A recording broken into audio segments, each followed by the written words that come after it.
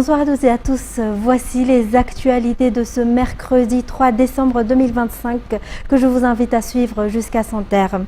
Le Mada Tetris Battle, un nouveau jeu permettant de remporter de nombreux lots et organisé par la chaîne Viva, est ouvert à tous ceux qui souhaitent replonger dans leur enfance. Les inscriptions sont ouvertes jusqu'au 12 décembre à Viva Arena Events. Détails sur les images de Sechanjanab.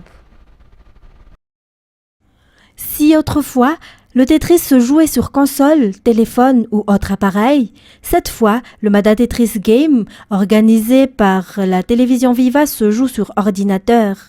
Les participants n'ont plus besoin d'apporter leur propre équipement, tout est déjà disponible.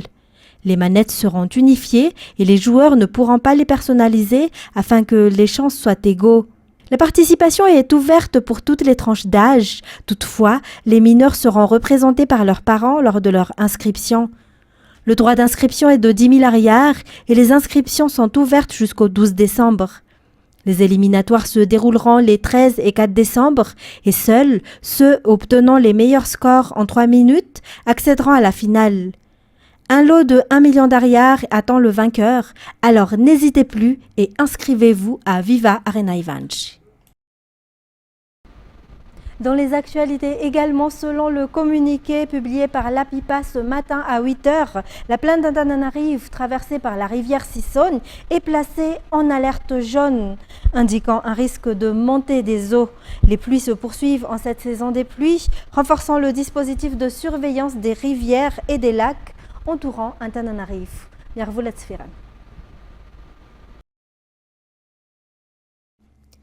Voici les communes concernées par cette alerte jaune émise par l'APIPA ce matin à 8h pour Antananarive et ses environs.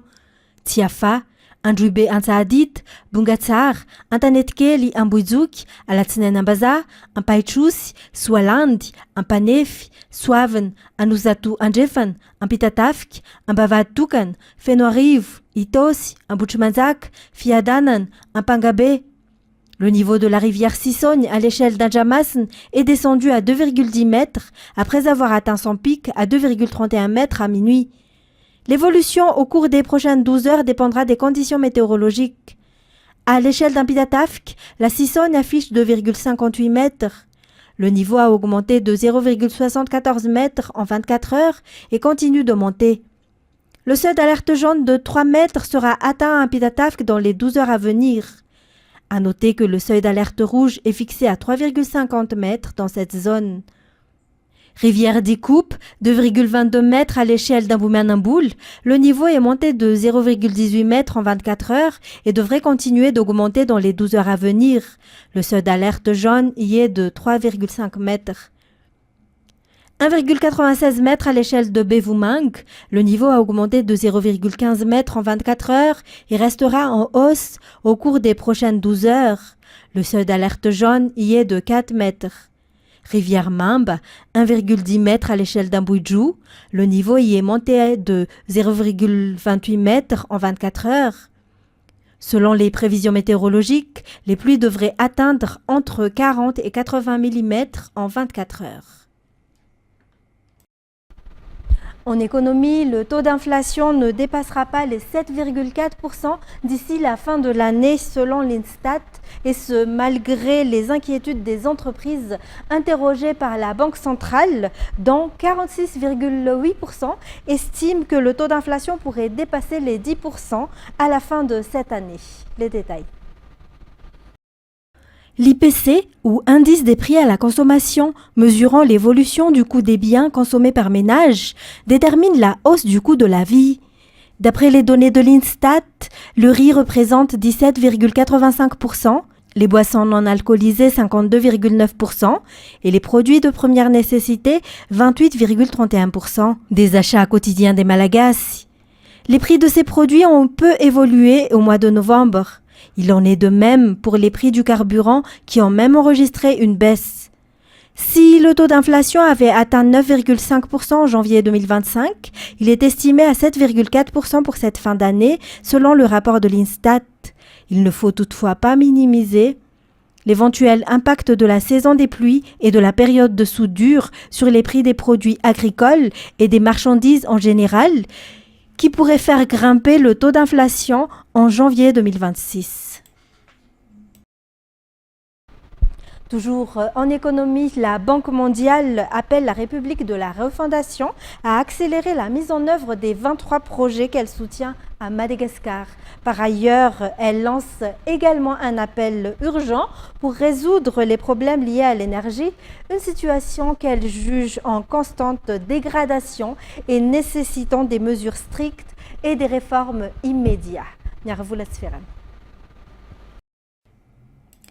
Les consultations entre Madagascar et la Banque mondiale ont repris. Le country manager Atusek a réaffirmé le soutien de l'institution au programme de l'État, notamment dans les secteurs de l'énergie, de l'eau, de la réhabilitation des routes et de la promotion du numérique. La Banque mondiale a confirmé hier que les 23 projets qu'elle finance et qui avaient été suspendus sont tous en cours. Le montant total alloué à ces projets dépasse 2 milliards de dollars. Le secteur de l'électricité fait partie des priorités de financement de la Banque mondiale à Madagascar. L'extension de l'accès à l'électricité s'effectue dans le cadre des programmes DECIM et LEAD, dont le dernier volet doit s'achever en 2026. La Banque souligne que chaque projet suit son propre calendrier, certains sont proches de leur achèvement, tandis que d'autres n'en sont qu'à leur début. S'y ajoute un financement complémentaire de 100 millions de dollars destiné exclusivement au secteur de l'énergie. En plus de l'appui au projet, la Banque mondiale a publié un rapport sur la situation énergétique à Madagascar. Les pertes mensuelles des entreprises de production et de distribution d'électricité s'élèvent à 29 millions de dollars, tandis que les pertes annuelles de la Jirama atteignent 1080 milliards d'ariars. 54% des dépenses liées au carburant sont à l'origine de ces pertes. Moins de 1,7 million de ménages ont bénéficié d'un accès supplémentaire à l'électricité en 2023. La Banque mondiale indique également que les pertes techniques et non techniques, la corruption et les fraudes au niveau du réseau et de l'approvisionnement en carburant aggravent encore la situation. Elle affirme ainsi que des réformes urgentes doivent être entreprises, notamment une clarification du cadre financier et des tarifs de l'électricité, la réhabilitation du réseau dégradé, le renforcement de la transparence et de la gouvernance, ainsi que la valorisation des énergies renouvelables. La Banque souligne que le chemin sera lent et exigeant, mais qu'il est indispensable si Madagascar souhaite sortir durablement de la crise énergétique. Elle ajoute qu'aucun développement ne sera possible si l'exécution des projets n'est pas respectée dans les délais et si les problèmes énergétiques ne sont pas résolus. La Banque mondiale réitère sa volonté d'accompagner Madagascar, mais rappelle la nécessité d'une exécution rapide et des réformes profondes pour éviter une aggravation de la situation.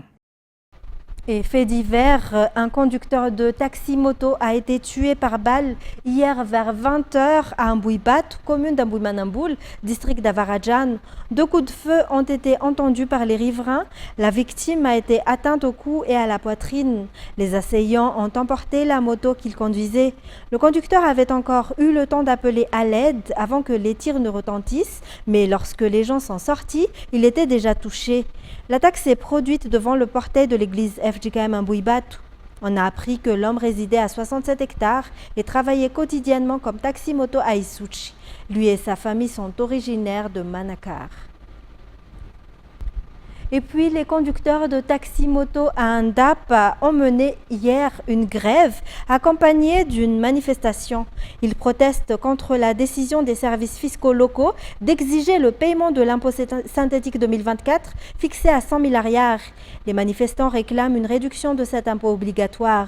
À l'issue d'une réunion d'urgence convoquée par l'OMC local, dirigée par le chef de district et en présence des responsables des services fiscaux, ainsi que des représentants des taxi-motos, il a été décidé que cet impôt serait abaissé à 50 000 ariars pour l'année 2024-2025, mais qu'il sera révisé à 100 000 ariars pour l'année 2025-2026. Les taximotos sont encouragés à s'acquitter de cet impôt dans les délais, sous peine de sanctions pour la période 2025-2026, s'ils ne règlent pas à temps l'impôt 2024-2025. Et puis, 4 personnes se faisant passer pour des policiers ont été incarcérées à la prison d'Antanmour. Elles agissaient en réseau, comprenant notamment une femme. Elles utilisaient de fausses convocations et exigeaient de fortes sommes d'argent à leurs victimes. Fin de scène, Mireille. Les individus arrêtés par la police criminelle faisaient partie d'un réseau de faussaires se faisant passer pour des agents de police. Leur mode opératoire consistait à remettre préalablement à leur cible de fausses convocations. L'un des membres du réseau approchait ensuite la victime en prétendant connaître quelqu'un capable de régler l'affaire. C'est à ce moment qu'ils exigeaient d'importantes sommes d'argent. 2 personnes différentes ont déposé plainte dans le cadre de cette affaire. Après enquête, 4 individus, dont une femme, ont été interpellés entre le 25 et le 29 novembre. Ils ont tous été placés en détention provisoire à la prison d'Antanmour après leur comparution devant le parquet lundi dernier. Voilà pour les actualités locales. Passons à présent aux actualités internationales. Un pétrolier a été touché par 4 explosions externes au large de Dakar, la capitale sénégalaise. France 24. Les images ont fait le tour des réseaux sociaux. Un tanker battant pavillon panaméen semble à 2 doigts de couler et de déverser sa cargaison de pétrole vers les côtes sénégalaises.